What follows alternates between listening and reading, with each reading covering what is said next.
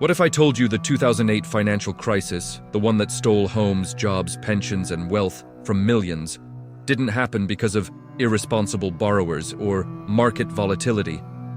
What if the entire collapse came down to 3 private phone calls? Calls between the US Treasury, the Federal Reserve, and the CEOs of the biggest banks on earth. Calls that were never recorded. Calls that were never meant to be made public. Calls that, according to insiders, decided the fate of the global economy in less than 30 minutes. You weren't in that room, but your mortgage payment was, your savings were, your job stability was. Because when a handful of men picked up the phone, the world's financial system bent to their will. These weren't negotiation calls.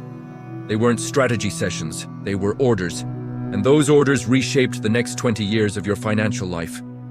Before I reveal who said what, let me know in the comments where you're watching from.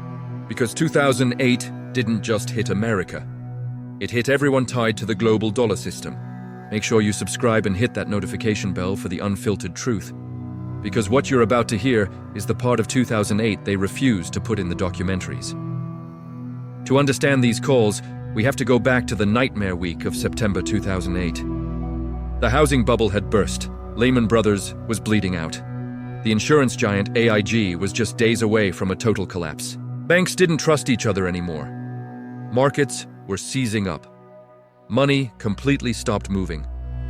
The financial system was effectively dead, but nobody wanted to be the first to admit it. In theory, the US government has protocols for financial emergencies, but in practice, every major decision was made off the books, through private channels, between powerful men who all understood one thing.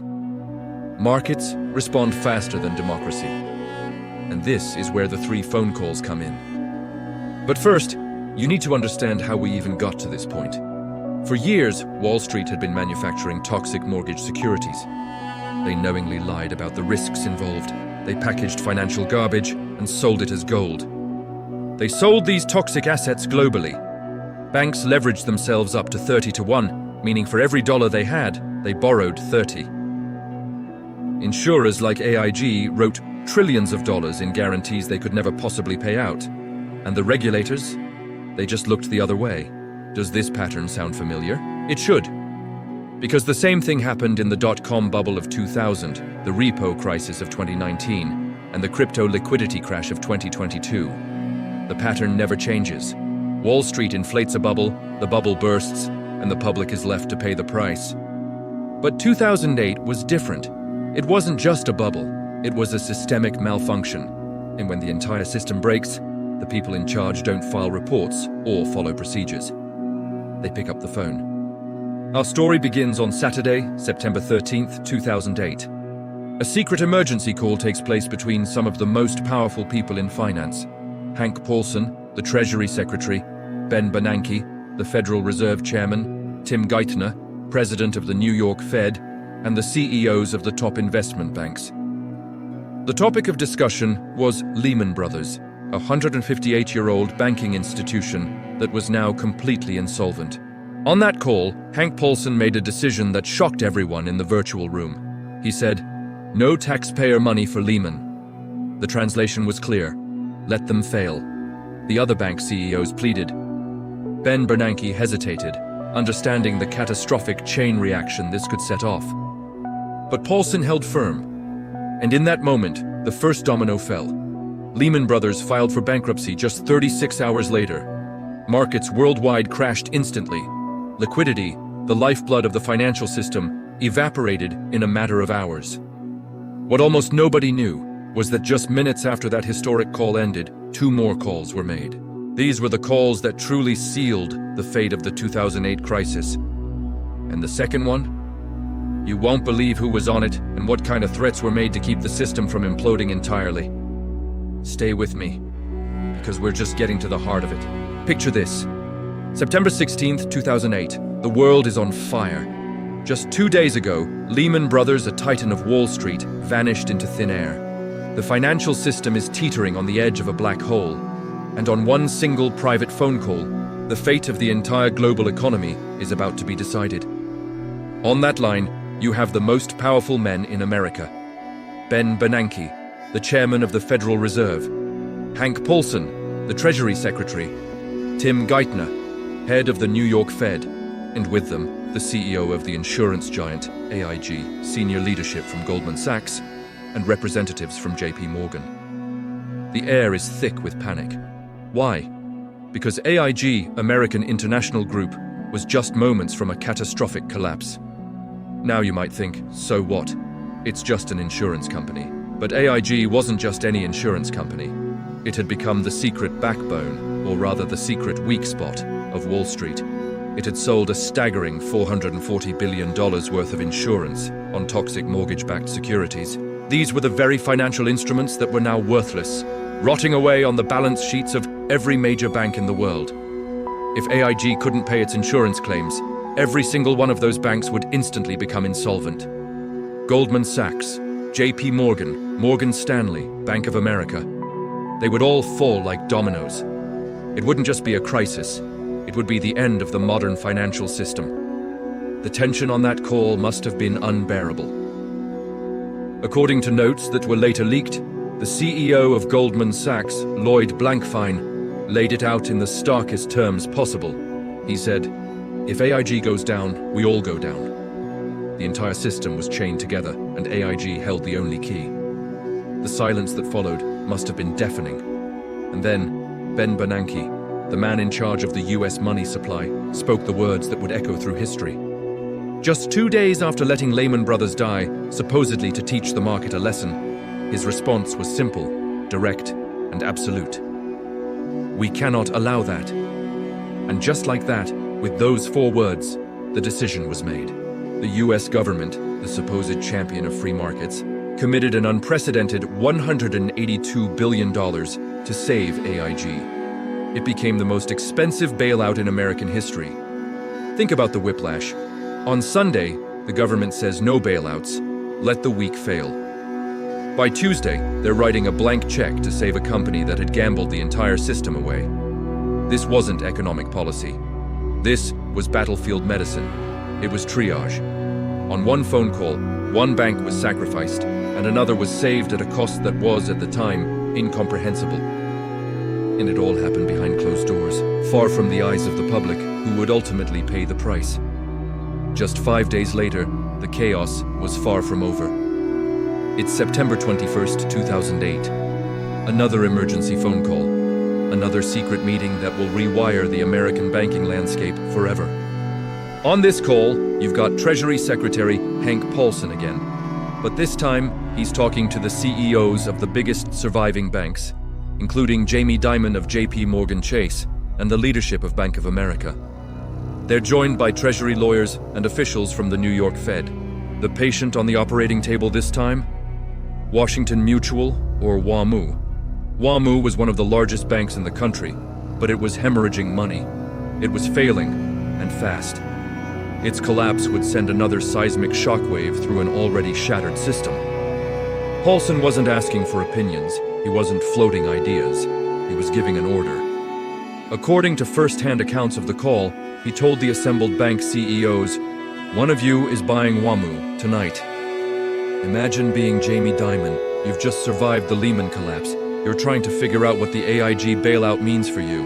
And now, the Treasury Secretary is ordering you to swallow another failing bank. A bank filled with the same toxic assets that started this whole mess.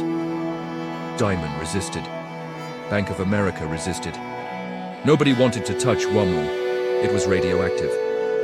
Paulson, a former CEO of Goldman Sachs himself, was losing his patience. The system was minutes from total paralysis. He reportedly snapped at the CEOs, his voice cold and menacing. "If you don't buy it, you won't like your future with us." That's not a negotiation, that's a threat, pure and simple. The message was clear. Do what we say, or the full power of the US government will be turned against you. Your bank, which we just saved, could find itself on the wrong side of our next decision. Faced with that ultimatum, what choice did they have? Hours later, after a forced, backroom negotiation, JPMorgan Chase announced it would acquire the assets of Washington Mutual. There was no shareholder vote. There was no public debate or transparency. It was a shotgun wedding, officiated by the Treasury Secretary over the phone. One of America's largest banks was dissolved, and absorbed by another in a matter of hours, all based on a decision made under duress, on a call that the public was never supposed to know about. This wasn't capitalism. This was a hostile takeover orchestrated by the government itself. So let's recap. In the span of less than 2 weeks, 3 phone calls changed the world. The first call, let Lehman Brothers die. The message was sent, there are consequences for failure. The second call, just days later, save AIG at all costs. The message reversed. Some are too big, too connected to fail, and the taxpayer will foot the bill no matter how high. And the third call, force JPMorgan to absorb Washington Mutual. The message became even darker. We, the government, and a select few bankers will decide who lives, who dies, and who merges. We will rewrite the rules in real time to save our system. These 3 conversations between maybe 9 men in total created the financial world we all live in today. They are the ground zero of our modern economy. The concept of too big to fail banks wasn't just born, it was enshrined as official policy. The trillions of dollars in quantitative easing, the money printing that started as an emergency measure, became a permanent tool. The ever-expanding national debt, fueled by bailouts and stimulus, began its hockey stick trajectory. The endless cycle of crises, followed by bailouts, became the new normal. This was the moment the modern marriage between the Federal Reserve and the big banks was consummated. And the consequences cascaded across the globe, leading directly to the global inflation wave we're still wrestling with today. What we have now is a financial system held together with political duct tape and backroom promises. And yet, most people still think the 2008 crisis was just a complex, unfortunate outcome of market forces. It wasn't. It was 3 conversations.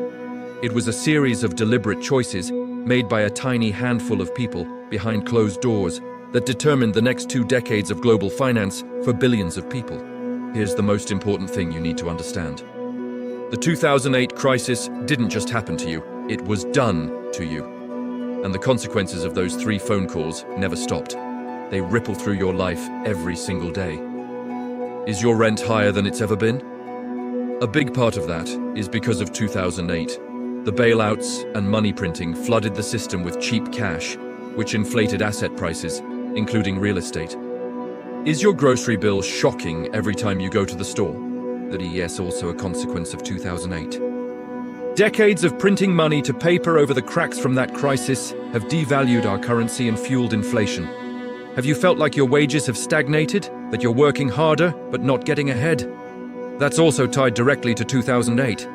The recovery was designed to save the banks, not to rebuild the wealth of the middle class. Your tax dollars fund the mistakes of Wall Street. Your Federal Reserve prints trillions of dollars to cover up the very same structural problems that caused the crash in the first place. Your financial future, your retirement, your children's prospects, they are all tied to debts that were negotiated in private calls you were never meant to know about, by people you did not elect. And here is the scariest part of all. Those calls, they are still happening. In the market panic of March 2020, during the banking crisis of March 2023, this year, next year, every single time a new crisis hits, whether it's a pandemic, a war, or a failing bank, the same playbook is used. A small group of unelected bankers and government officials get on private lines and make decisions for billions of people in a matter of minutes. They decide who gets saved and who is left to fail. They decide whose assets are protected and whose are wiped out. They decide the future of the economy with no public oversight, no debate, and no accountability. So ask yourself this: if 9 men could reshape the entire global economy and trigger the fallout from 2008 in just 3 phone calls, what are they planning right now? What decisions are being made on calls that you don't know about? The next quiet call that changes your life is already being made. The only defense is awareness. Understand how the system truly works, not how they tell you it works. If this opened your eyes, share this video. Let others know what really happened. Comment with your thoughts below. And make sure you subscribe, because we need to keep this conversation going. Thank you for watching.